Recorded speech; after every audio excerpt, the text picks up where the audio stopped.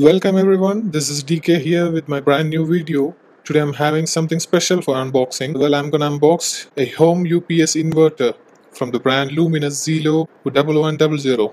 Let's open it. Thermocol safe packing, some paperwork. Let's just take it out.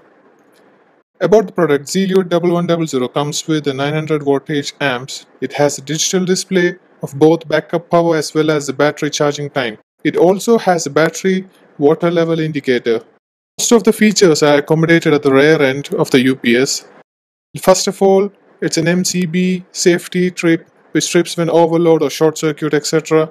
This is a bypass switch which keeps supplying output from the grid even in case of the inverter faults, which you can change it to the normal mode also. You have option of selecting the battery type connected to the inverter, for example tubular, fat plate or the maintenance-free gel batteries. This is a port where the battery water level indicator is connected. I have teamed up this inverter with a Luminous Invar tall tubular battery with a capacity of 180 Ah.